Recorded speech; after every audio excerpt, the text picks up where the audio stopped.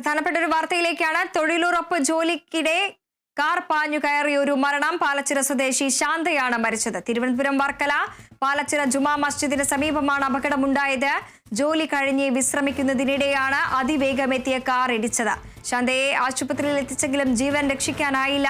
വാർത്തയുടെ വിശദാംശങ്ങളുമായി സൂര്യ ഗായത്രി ചേരുന്നുണ്ട്. സൂര്യ, തൊഴിലുറപ്പ് തൊഴിലാളിക്കാണ് ദാരുണാന്ത്യം സംഭവിച്ചിരിക്കുന്നത്. ജോലിക്കിടെ കാർ പാഞ്ഞു കയറിയാണ് മരണം സംഭവിച്ചിരിക്കുന്നത്. എപ്പോഴായിരുന്നു സംഭവം? വിവരങ്ങൾ.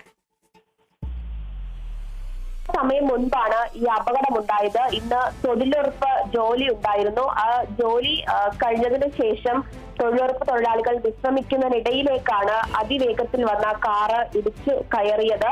അതിലാണിപ്പോൾ വലിയൊരു അപകടം ഉണ്ടായിരിക്കുന്നത്. തിരുവനന്തപുരം നാവായിക്കുളത്താണ് ഇത്തരത്തിലൊരു അപകടം ഉണ്ടായിരിക്കുന്നത്. ഈ അപകടത്തിനിടയിൽ മറ്റ് 2 തൊഴിലാളികൾക്ക് പരിക്ക് ഏൽക്കുകയും ചെയ്തിട്ടുണ്ടായിരുന്നു.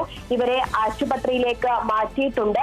നിലവിൽ കാറ് നിയന്ത്രണം വിട്ട് വരികയായിരുന്നു എന്നുള്ള വിവരമാണ് ലഭ്യമാകുന്നത്. സ്ഥലത്ത് പോലീസ് ഉൾപ്പെടെയുള്ളവർ എത്തിയിട്ടുണ്ട്. എന്താണ് ഈ അപകടത്തിന് കാരണം എന്നത് സംബന്ധിച്ചുള്ള കൂടുതൽ വിവരങ്ങൾ പോലീസ് ശേഖരിക്കുന്നുണ്ട്.